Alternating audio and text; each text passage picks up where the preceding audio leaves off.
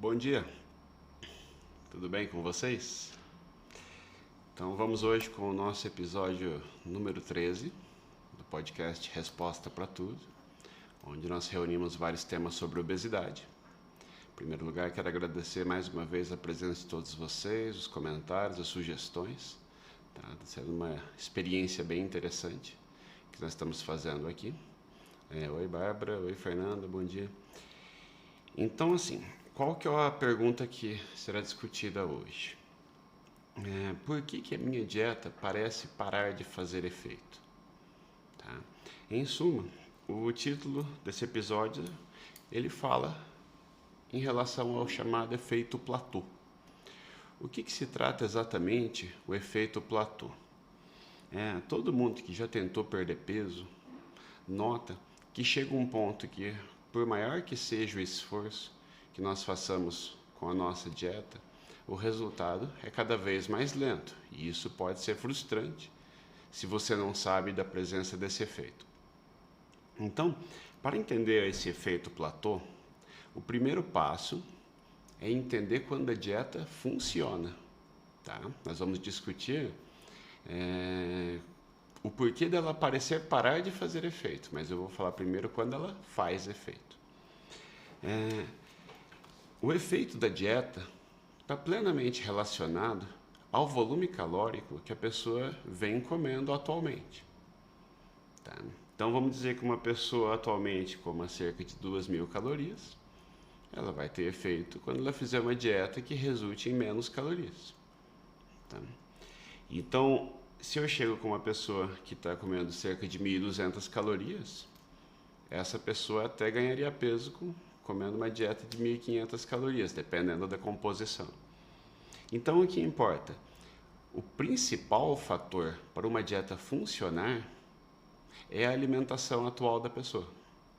E do que depende o volume calórico que essa pessoa vem ingerindo. E esse é o ponto principal desse episódio. Cada pessoa está numa média de ingestão calórica e que ela não tem relação com a chamada sem-vergonhice, não tem relação com abuso, tem relação com a massa muscular dessa pessoa.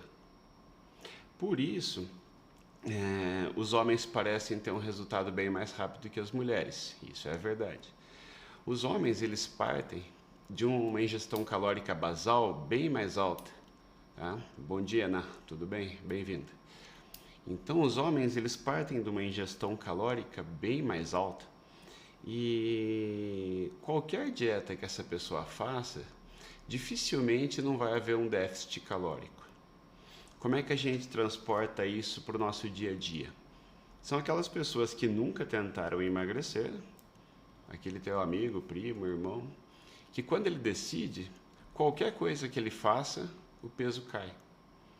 Então, se essa pessoa está com uma ingestão basal de 3.500 calorias, qualquer pequena mudança que ela faça no plano alimentar dela, por exemplo, cortei os lanches, ou cortei o pão, qualquer mudança vai gerar um resultado impressionante. Essas são aquelas pessoas que quando falam que começaram a caminhar e emagreceram. Ela não percebe que ela começou a caminhar e também fez algum tipo de dieta. Então a redução do peso vem disso. Tá? Então ela entrou num planejamento alimentar. E esse planejamento alimentar consistiu em um déficit calórico. E esse déficit calórico que levou à perda de peso. Mas como a pessoa começou a caminhar junto, ela coloca o mérito no exercício. Pois bem, então essas pessoas que estão tentando pela primeira vez, elas têm a massa muscular, de certa forma, crua. O que significa isso? Então, se eu pego um homem, ele já tem naturalmente uma massa muscular maior, eu posso simplesmente pedir para esse paciente e falar assim, vamos tentar dar uma maneirada. Seria como se fosse uma dieta empírica. A pessoa não precisa nem de um plano regrado de contagem de caloria, ela não precisa nem de uma lista de proibição de alimentos. Tá? Até estratégias mais leves como o jejum intermitente fazem a pessoa perder algum peso. Por quê? Porque é muito fácil obter um déficit calórico nas pessoas que têm uma ingestão calórica de base muito alta. Certo até aqui? Então, primariamente a dieta, vai ter o seu efeito quando ocorre um déficit calórico. Mas e aquele paciente do sexo masculino que já tentou mais de uma vez a perder peso e recuperou o peso? Nós temos que lembrar que cada tentativa de perda de peso coloca em risco um pouco da nossa massa muscular. Existe uma conta simples: de cada 4 quilos que nós perdemos de peso, nós deveríamos perder no máximo 1 quilo de massa muscular. Tá? Então essa é uma conta que vale a pena a gente sempre estar atento. Mas mesmo assim, essa massa muscular é perdida, certo? Então, quando eu estou sacrificando um pouco da minha massa muscular, caso eu recupere o peso por ter feito um plano irreal, tipo dieta cetogênica, dieta paleolítica, aquelas loucuras todas, que a pessoa não vai conseguir manter, quando ela recuperar o peso máximo, o que vai acontecer? Essa pessoa ela vai ter uma massa muscular menor. Então, se ela comia 3.500 calorias e depois desse emagrecimento e recuperação, ela volta comendo 3.000 calorias, uma dieta de 2.000 calorias vai ter um efeito menor, porque o déficit não é mais de 1.500 calorias, é um déficit de 1.000 calorias. Então, um ponto mais importante para se saber se essa pessoa vai ter resultado é o número de tentativas prévias.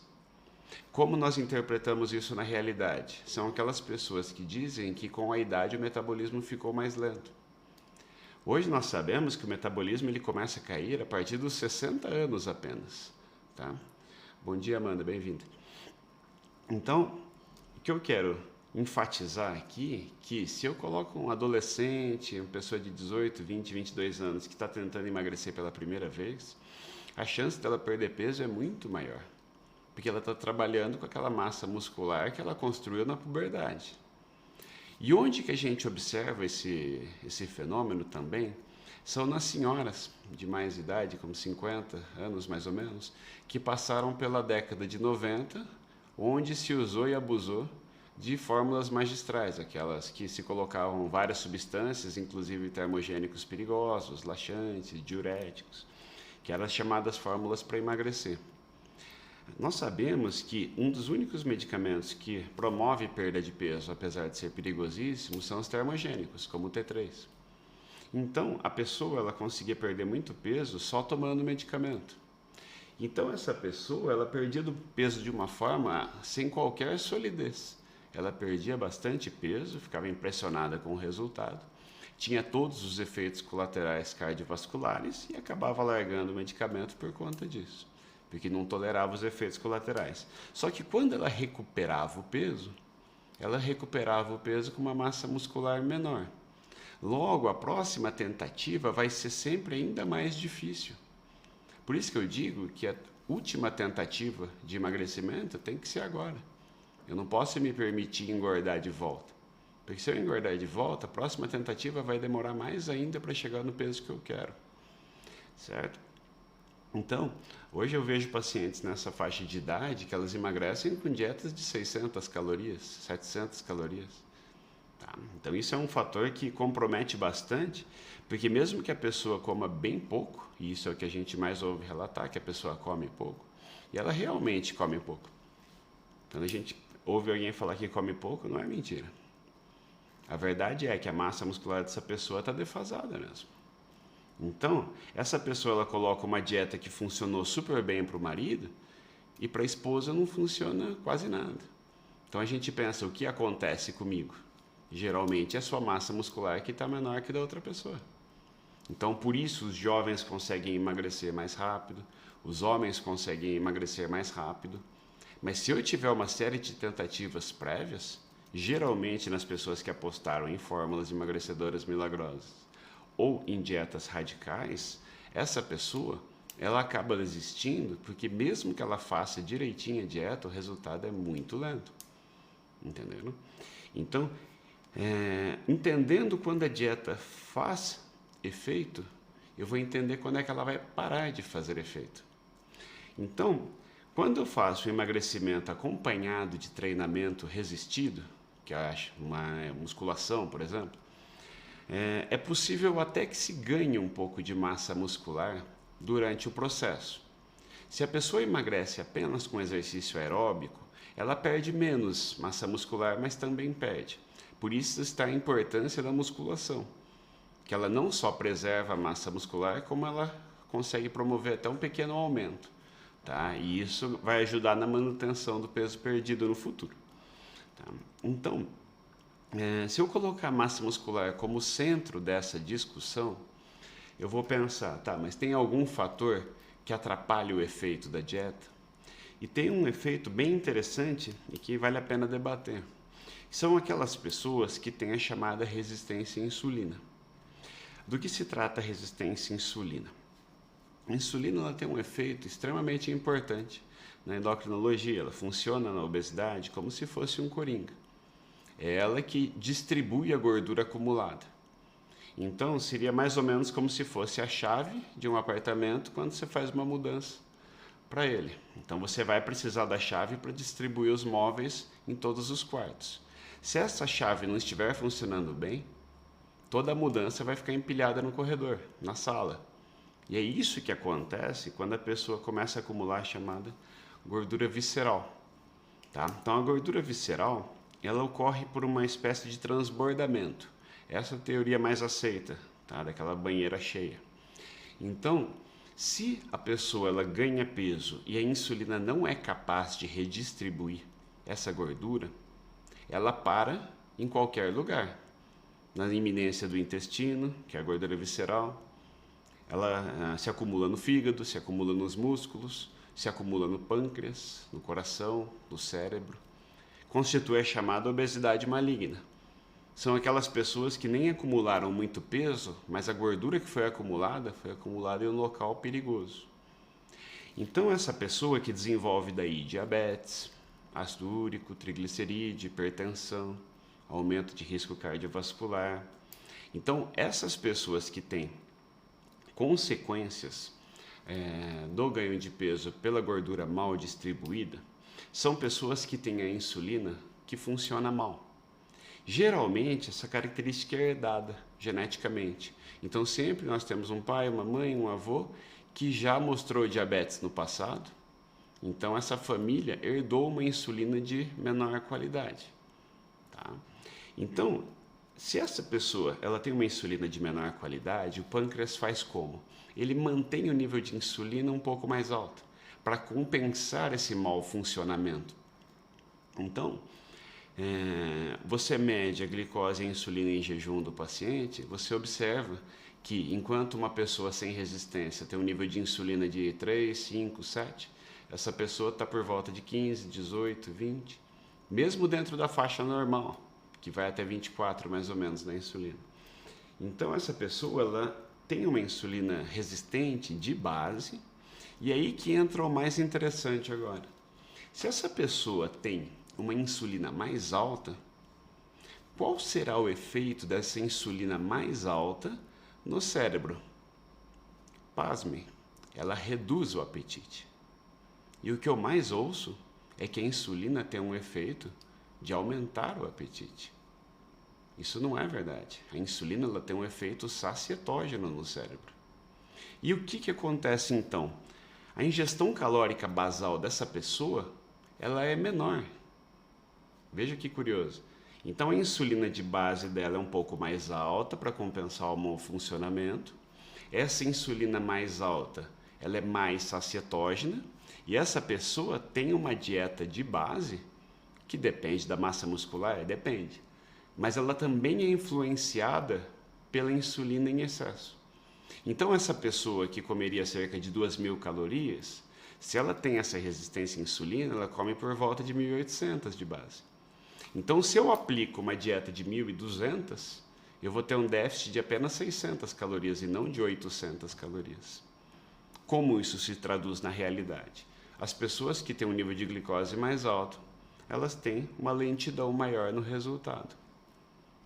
Então, se nós entendermos que a massa muscular e o nível de resistência à insulina são os fatores que mais determinam a nossa dieta basal, eu vou entender o porquê que a minha dieta parece parar de fazer efeito. Então, mesmo que eu perca peso e preserve alguma massa muscular, quando eu quero perder vários quilos, como 10, 15, 20 quilos, é natural que o meu metabolismo ele reduza. Tá? Então, o metabolismo ele não fica mais rápido com o emagrecimento, ele fica mais lento. Esse é um erro básico e uma coisa que a gente ouve muito ainda. Então, se eu inicio uma dieta de 1.200 para uma pessoa de 1.800 calorias de ingestão basal, esse metabolismo ele vai reduzindo também. Por quê? Porque o corpo não entende o que a gente quer emagrecer. Então ele pensa assim, bom, já que a comida não está entrando, eu vou me adaptar a essa situação com menos calorias. Só que o que acontece? Ele consegue atenuar o déficit da dieta. Chega um ponto em que uma pessoa que gastava 1.800 calorias está gastando 1.400. Então aquela dieta de 1.200 vai ter um déficit de apenas 200 calorias. Então, se a pessoa está numa dieta onde não há uma noção exata de calorias, ela vai acabar ficando elas por elas. Ela vai ter a dieta equiparada ao metabolismo, que é o que explica o efeito platô. Tá? Então, o efeito platô ele é praticamente inevitável. O que a gente consegue é postergar a chegada dele. Então, quando uma pessoa faz uma estratégia de planejamento alimentar, ela deveria tentar ele com toda a força possível, porque ela não vai emagrecer de forma linear até zero. Isso não tem como acontecer. Ela vai atingir uma curva que tende a uma estabilidade. Então, se eu fizer isso com uma dieta de 1.600, vai acontecer isso, 1.400, 1.200, de 1.000. Então, só na hora que eu souber ajustar essa redução adicional das calorias, eu vou conseguir sair desse efeito platô. Certo? Quando eu faço uma dieta radical baseada em corte de alimentos, como dietas low carb, ou a dieta de jejum intermitente, que se baseia no horário, eu perco esse ajuste na hora do efeito platô. Então a pessoa fala para mim, puxa, estou comendo só carne, ovo e salada, e o peso não cai mais. O que aconteceu? Ela reduziu a ingestão calórica, por isso que emagreceu. O metabolismo se igualou àquela dieta, e agora a pessoa está numa sinuca. Porque como é que ela vai fazer? Corta o ovo agora? Corta a carne? Não come mais nada? Fica só de salada? Então, se a dieta já era inviável inicialmente, imagine agora se eu vou ter que cortar ainda mais coisas. O que a pessoa conclui? Vou voltar a comer livremente. Tá? Então, a pessoa se ilude muito com o resultado de curto prazo das dietas radicais, mas ela não sabe que ao atingir o efeito platô, ela não vai ter ânimo de fazer aquela dieta radical para manter o peso apenas no efeito platô. Então, quando eu chegar nesse momento do efeito platô, eu preciso saber ajustar a dieta para forçar a potência dela, para eu perder ainda mais. Nesse processo todo, quanto mais eu preservar de massa magra, melhor. Sim, mas dependendo da perda de peso, é inevitável perder alguma massa muscular. Então a gente não pode se basear só na atividade física para preservação de massa magra. Eu preciso me basear numa ingestão calórica minuciosa e que reduza progressivamente. Tá? E tem um último ponto que vale a pena debater também nesse assunto, é que uma vez que o corpo não entende que a gente quer emagrecer e ele se retrai, ele fica pronto para recuperar as calorias não ingeridas.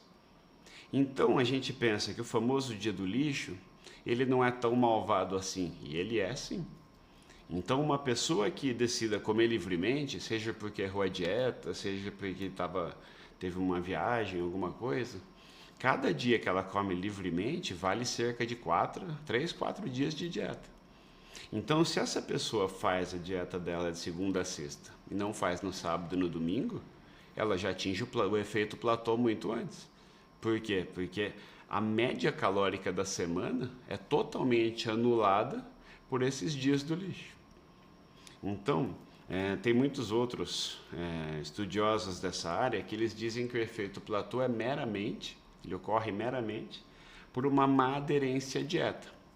De certa forma, sim, porque quando você atinge o efeito platô, o que nós temos é uma sequência de dias já em dieta. E a gente passa por vários fins de semana, por várias festas. Tá? Então todas essas situações, elas vão cansando realmente. Então a pessoa ela não consegue manter uma aderência rigorosa por muito tempo também.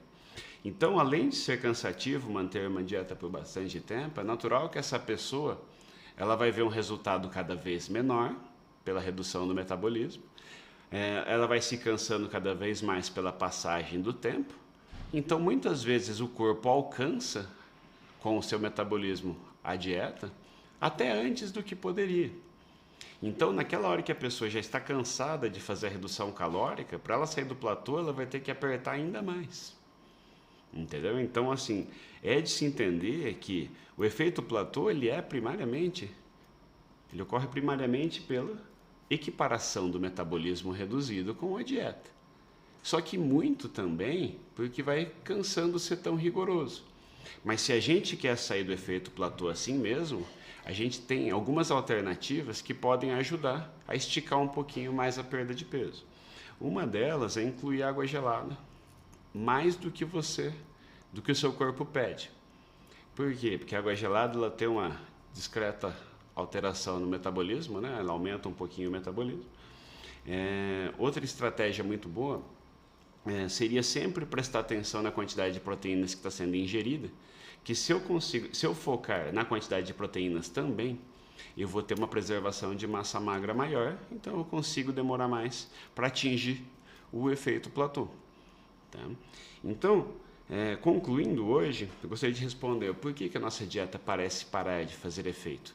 Porque o nosso corpo não concorda. Essa é a verdade. Ele nunca vai entender o porquê da gente estar comendo menos do que ele acha necessário. Então, essa retração dele, equiparada com nosso cansaço de viver sempre sob um rigor, com os eventos sociais, fins de semana, tudo que vai acontecendo ao longo da dieta, é natural que a nossa dieta ela se iguale ao metabolismo. Nessa hora que eu tenho que ter um plano realista de dieta para conseguir fazer ajustes, para conseguir não ter aquela vontade de voltar a comer tudo que eu quero, porque afinal num plano realista você pode comer tudo que você quer. Tá? Para não cair naquele labirinto, naquela sinuca de cortar tudo da alimentação e você só faz a dieta enquanto vê resultado. Assim que você não vê mais resultado, você desiste da dieta. Tá bom, gente? Então, mais uma vez agradecer a todas as pessoas que vieram hoje, o Pedro, a Renata, que chegaram hoje. Um bom dia para vocês, obrigado pela presença. Tá bom, gente? Então, na sexta a gente se encontra de novo, no episódio número 14. Obrigado pela presença e até a próxima. Tchau, tchau.